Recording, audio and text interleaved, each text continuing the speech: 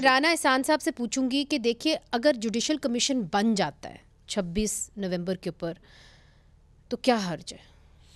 ये देखिए, इसका हतमी फैसला तो कमेटी करेगी। अगर ये इनकी एक फ़ाइनल डिमांड है, मैं अपना तज्जिया आपको उस पर दे देता हूँ। देखें, बात ये है, जुडिशल कमीशन किसी को सज़ा जज़ा तो नहीं कर सकती ना, वो तो it is like an enquiry, एक अपनी एक रिपोर्ट देती है। राइट। तो इस तरह के मामले की अगर रिपोर्ट आ भी जाती है और बाद में वो अदालत में जमा होगी, अदालत लेकिन उसको एज एविडेंस नहीं ट्रीट करती, अदालत अपनी कार्रवाई इंडिपेंडेंटली करती है और एविडेंस अपने सामने ला के फिर फैसला करती है।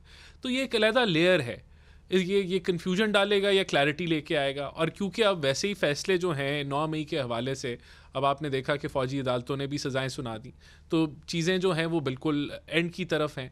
अब जहां 90% 95% केसेस जो हैं वो हतमी शक्ल इख्तियार कर गए हैं और एविडेंस भी सबमिट हो चुका है, और अब आप so you are unlikely to accept the नहीं, मैं किसी चीज़ को रद्द नहीं करूंगा क्योंकि मेरा मैंडेट नहीं है। ये मैंडेट जो है वो कमेटी का है। आपकी है। मैं आपको अपना तज्जिया दे रहा हूँ कि देखें, ये एक पहले दिन से कह रहे थे ना, दुनिया के अंदर आप अमेरिका निकाल लें, अगर वहाँ कैपिटल हिल था या अभी ये जो राइट्स हुए यूके के अंदर, वहाँ जुडिशल कमीशन नहीं बैठते, वहाँ अदालतें जो हैं, वहाँ पे मिलिट्री कोर्ट्स भी नहीं होते। नहीं, लेकिन वहाँ इन इंसिडेंट्स में मिलिट्री के ऊपर हमलावर भी नहीं हो। मिलिट्री कोर्ट्स होते हैं यूके में और उन्होंने भी सिविलियंस को सजाएं सुनाई हैं। मगर वो जो जजेस होते हैं वो उसी तरह आते हैं जिस तरह आम जजेस आते हैं, वो सिर्फ आर्मी एक्ट को पढ़ के नहीं आते। नहीं, लेकिन यहाँ भी जो हमारे भी जो इंटरनेशनल कोर्ट ऑफ लॉ है वो उसके मुताबिक मिलिट्री कोर्ट्स का जो सेटअप है वो भी उसके नॉट एट ऑल। इनफैक्ट इसको कंडेम किया गया in the strongest possible terms by the international court of jurists. उन्होंने इसको कंडेम किया एक बार नहीं कई दफ़ा, और इसके ऊपर दोनों